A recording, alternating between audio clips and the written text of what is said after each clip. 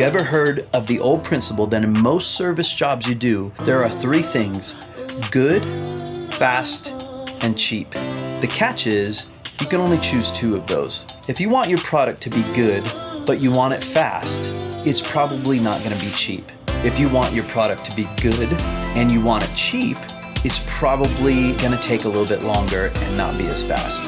If you want it fast and you want it cheap, the end product is probably not going to be very good. This is for sure the case in mixing broadcast audio. There are kind of two routes that churches have chosen to go when building their online presence, especially the last 5 months. One is going completely live, uploading your stream, live video switching, and live audio broadcast mixing all at the same time while viewers are seeing it and watching it and hearing it, or post-producing, which would mean ISO recording all of your cameras, multi-tracking your audio in order to edit those two later, sync them together, and build a service that you can upload when you want to or when you want to even simulate live. Going back to the three principles of service jobs: good, fast, and cheap. Now let's apply those to those two methods that churches use to build their online services. Obviously, the goal is to have them be good. We want good quality services to be posted online, especially with all of the content that's available now. We want to put our best foot forward, not just for attraction, but to serve our people. And so let's assume that good, I think that's a safe assumption, is one of those qualities that we need. Now, do we want good and fast? That would apply more to the live route. It's going to not be cheap because you need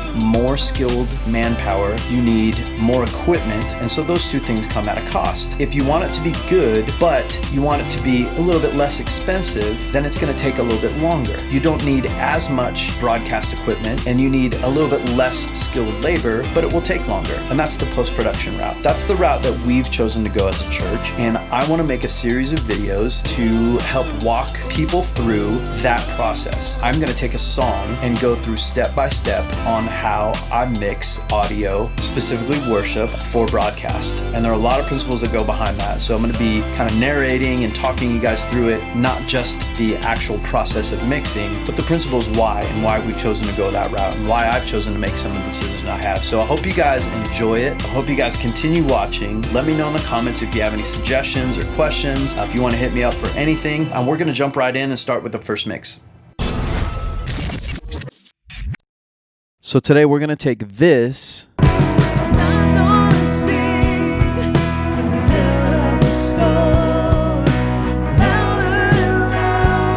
and we're going to turn it into this.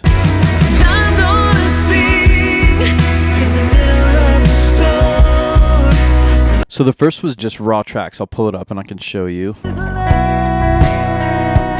These tracks are from an average to medium-sized church. There's nothing big or special going on. The track count is basically just a full drum kit. We have kick, snare top, snare bottom, floor tom, rack tom, overhead left, and overhead right. That's all that's on drums. There's no special mics. There's no special room. We didn't replace all the heads right before. We spent a little bit on tuning, but not much. And I'll go over the drum process here in a second because it might be a little controversial to what some of you guys might think should go on in a worship stream mix. So just one bass player, 2 electric guitars. We have a lead vocal and 2 background vocals. That's literally all we tracked for that night. And we played to a click. So I tracked the click as well. We didn't track to the click on the DAW. We just tracked the click so that I could line up all the tracks later. Now we're going to start with drums. And here's the thing with drums, which I know a lot of you guys are probably going to hate on this right off the bat, but I'll give you very good reasons on why I'm doing the drums the way that I'm about to explain. Let me pull up the finished track and I'll walk you guys through it.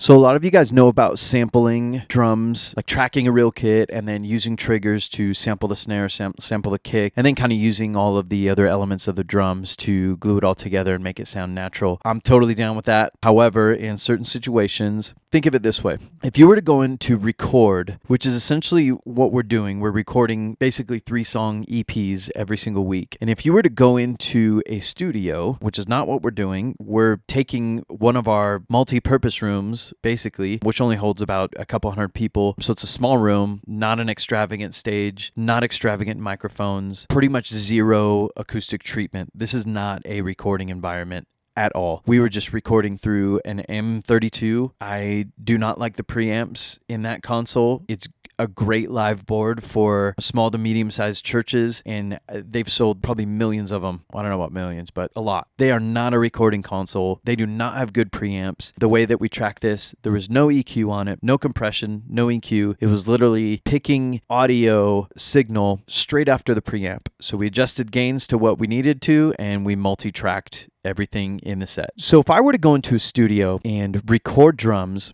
anything for that matter, but let's say drums because that's what we're starting with, there would be a lot that went into that. I would probably get new heads on every drum. I would spend hours tuning it. Maybe not hours, but I would spend a long time getting the tuning to sound just right. There would be much more practice and pre-production involved. You would have the drum kit placed either in a drum recording live room, like a live room for recording drums, or you would treat the room significantly and find the best spot to put the drums. You'd have your choice of probably a lot more expensive microphones for each piece of the kit. You would probably mic a lot more of the kit than we did, and that would be the starting point. Here's the main thing that we should all be thinking about when we're recording, and really mixing live for that matter, but let's talk about recording. If the source isn't good, if the original source isn't good, you're going to have a hard time fixing that later in post-production. The better the source, and a lot of things go into that. I'm not just talking about the player or just having a crappy drum kit. The better the source, the easier it is to mix.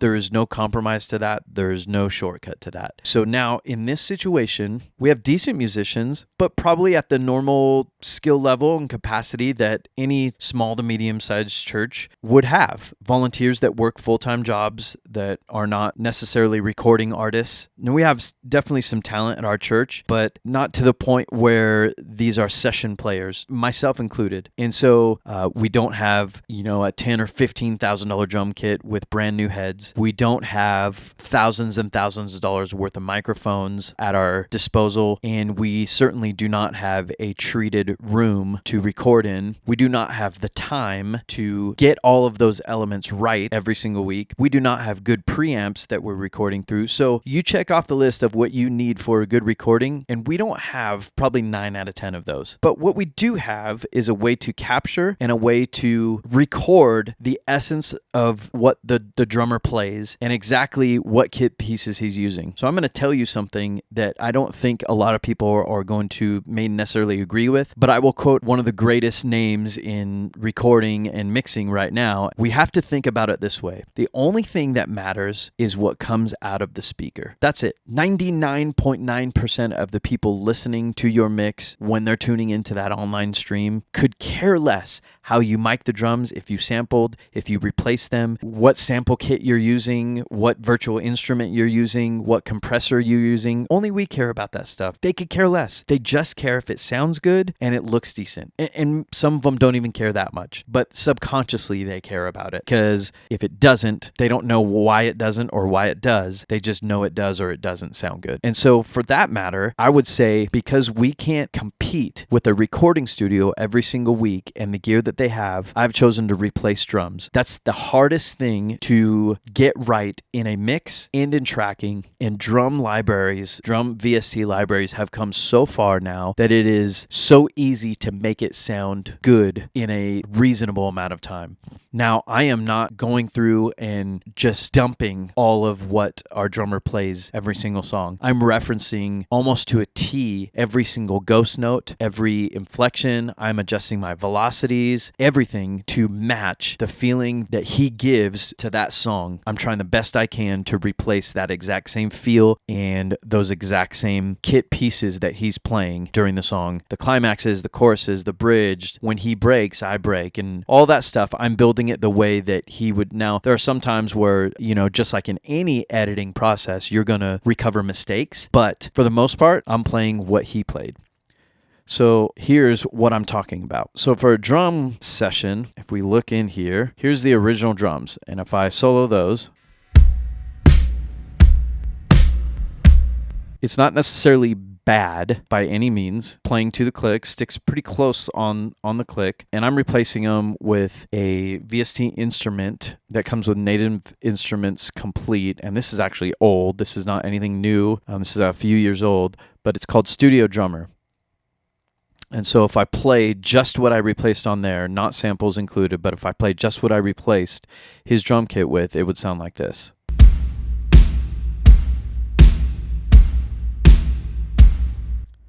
That's basically just kick and toms going on right there. And so I go down the list and I am adding not just that I'm adding not just that drum kit studio drummer through Contact, but I'm also putting a snare sample on top of there, which sounds like this.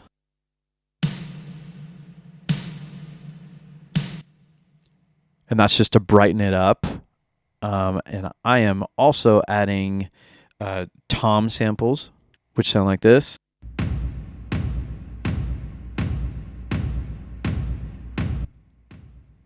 And I am also adding, I'll go down through everything that I've added to this track, but I'm also adding percussion, such as tambourine, shaker, and those sound like this.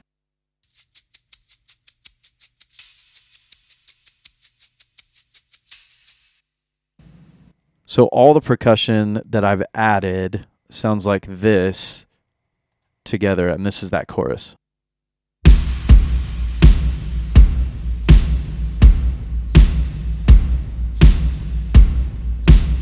So we essentially go from this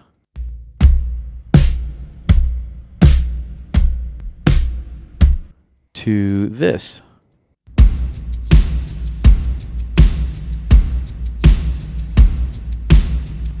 Let's jump into the whole process and what I've done to get to that point. I'm going to basically go through this drum kit, and here's the original recording. Again, this is starting from the very beginning of the song. I'll put it in reference for you. Here we go.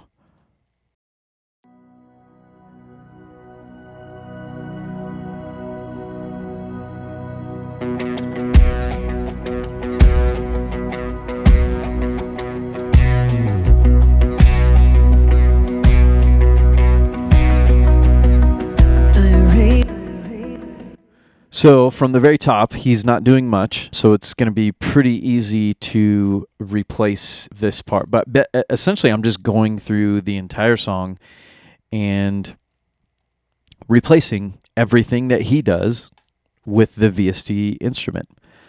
And I'll walk you through that. So let me open the VST instrument.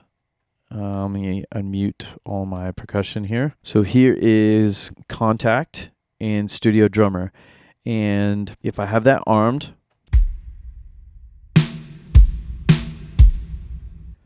I can play whatever he's playing. Now, so I know when I pull this up, I'm referencing his tracks, not necessarily the overheads, because everything's going to get picked up in the overheads, but I know that the kick, and I know he's playing kick and tom. And I know that's all he's playing.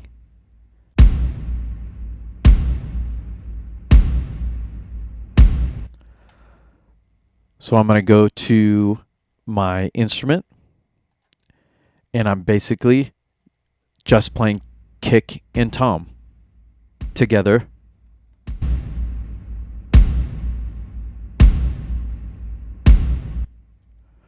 That is something that I have my velocity set all the way up on kick, and I have them quantized straight to the grid. There's nothing special going on here, so that fits like it should fit with the song.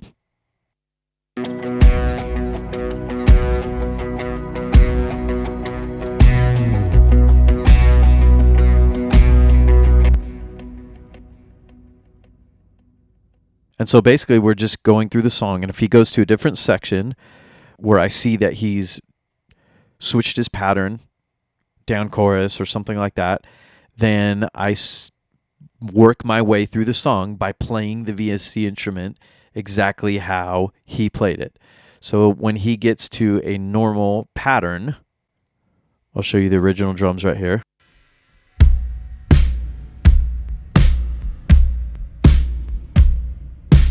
So basically he's still on that kick, he's still on the floor tom, and he just added a snare on the 2 and 4. So that's what I'm going to do in the VST instrument.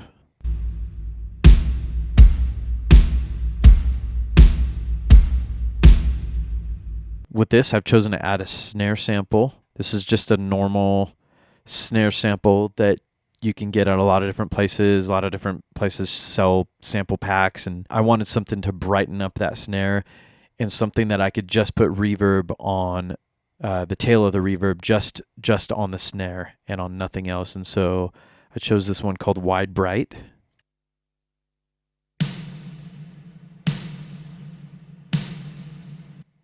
It fills up a lot of space because it's wide. It's a stereo sample, and it also has a ton of reverb on it. And when I say a ton, I mean a 5-second tail at 20%. It's got a ton of reverb on it. What I've also done with the sample is I take the fundamental of that snare, and that's what I want the most. That's what makes that snare that snare. You don't have to do this in every instance, but the fundamental of that snare is what gives it its character. And so that's what I'm EQing up by quite a bit, actually. 6 dB, 6.5 dB, right at its fundamental, which is 155 hertz, right around there. And I'm also bringing the brightness up high a little bit, starting at 2200 hertz. Both together, they sound like this.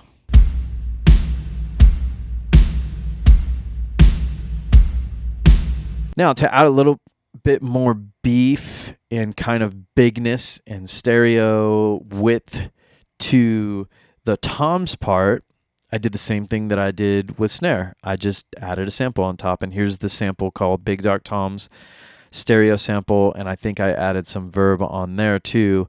Very little EQ. But the verb on this is a 6.5 second tail, but only at 10%. And here's what this sounds like, just the sample.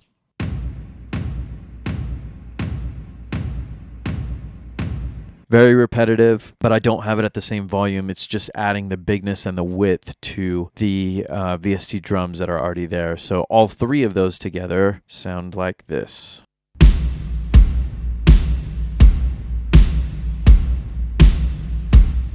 And in context of the song, they sound like this.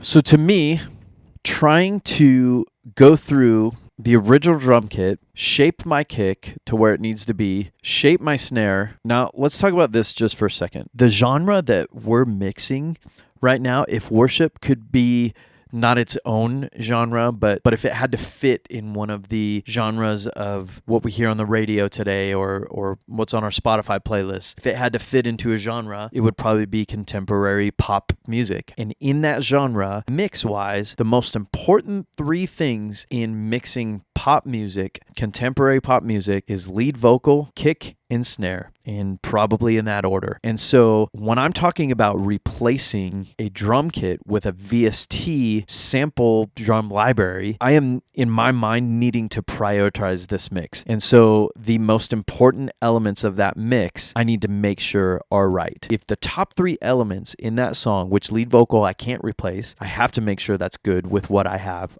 There's no VST instrument to replace a lead vocal. But kick and snare, if that's my two next to most important things in that mix, and they are to the point where they don't need to be, nobody's going to notice if that's, hey, that doesn't sound like that microphone that you used in the video, or that's not a 24-inch kick drum, that's an 18 in that nobody's going to know that stuff. They just want it to sound good, and they know if it doesn't sound good. And so I can spend a lot of time trying to get my kick and my snare right, or I can replace them with very little effort and have them already be right. So another thing that I've done that I like to do, and if you've ever downloaded multi-tracks and used multi-tracks in your worship sets, this is essentially doing the same thing. There are a couple elements that I use kind of as like in my toolbox. And one of them is a big giant boom. One of them is what I call slap. And one of them is cymbal swell. And I use these for accents if I'm going into a big chorus or if I'm letting down into like a really broken down bridge, or I use these to kind of lift the song when it needs to be lifted when those elements weren't there in the first place. And so here's what that sounds like going into a chorus. You can see the boom, the slap, and the basic swell right here. See if you can hear them as you watch them being played out.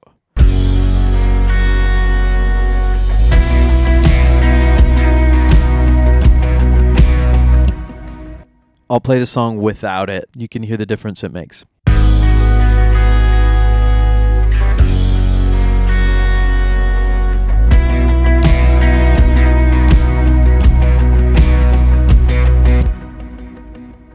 You can hear the big difference that it makes. Nobody watching the video is going to be like, I heard a big boom and a slap and a swell. They just know that the chorus happened there, and it needs to feel good when the chorus happens there. So adding those, which I have just in a folder that I can just drag and drop into any session, and they almost immediately sound good. So the boom sounds like this.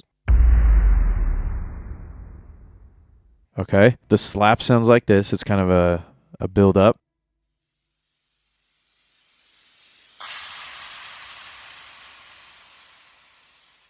And the swell sounds like this.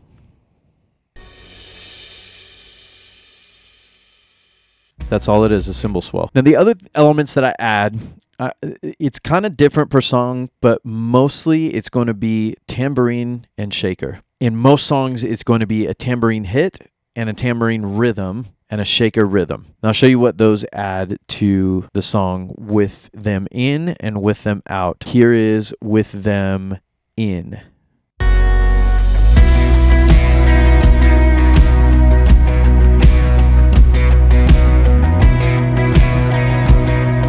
Here comes the shaker.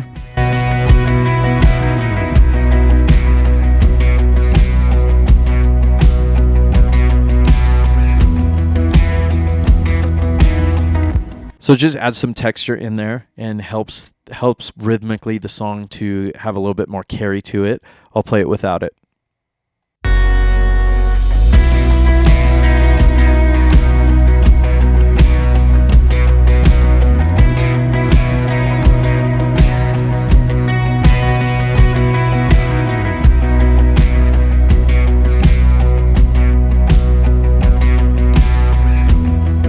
Still sounds good, but it sounds better with it in.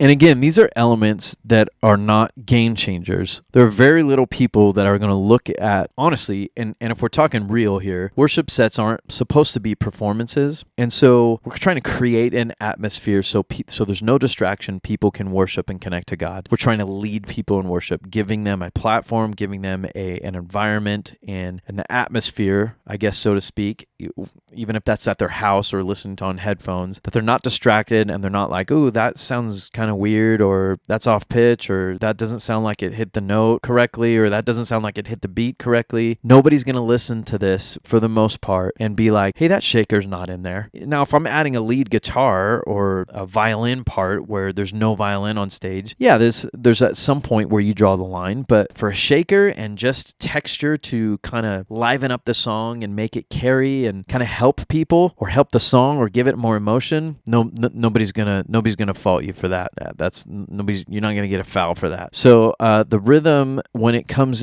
tambourine when it comes into the chorus sounds like this, and you can hear the lift that it's given it.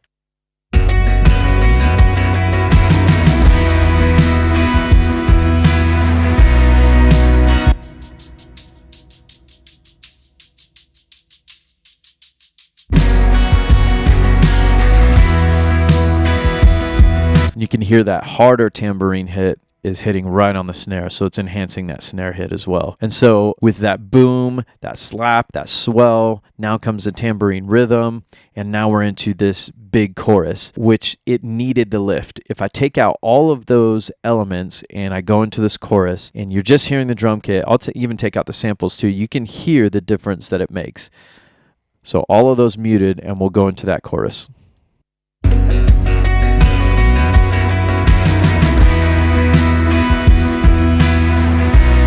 Now I'll start bringing the elements back in.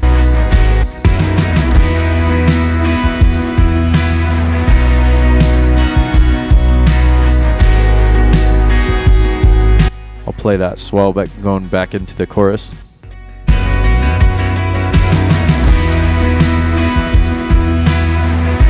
Bring in the tambourine.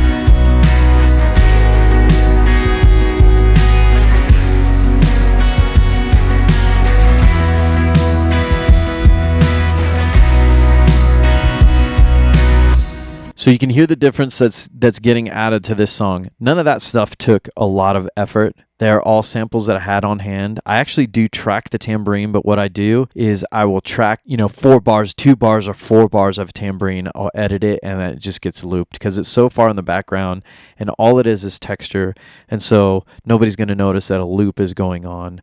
Same thing with the shaker. When I track that, I actually do track it just in my room here, condenser mic. I even have the speakers on. I'm not doing anything special. I'm just tracking texture for 2 measures, editing it. The process takes me about 5 minutes, and I have a shaker track through the whole thing. Another 5 minutes, I have a tambourine track through the whole thing. And so just those little things make so much difference in a song when it comes to percussion and when it comes to drums, which is huge in the genre that we're mixing in. Now, the next session, I know I'm leaving out a ton of details and the processes in which I'm doing, and hit me up if you guys want to know details, if you want to know exactly how I would match an entire drum kit with the way that he played it originally. But essentially that's what I'm doing. Now there's EQ, which I didn't talk about either. There's EQ, and there's all kinds of stuff going on inside Contact, which I can go over too as well. Leave me some comments or message me and let me know if you want me to go over the specific settings that I use in Studio Drummer, or how I play, the velocities when I'm trying to line up and make it just right with what the original drummer did. Anything that you guys have questions on, let me know.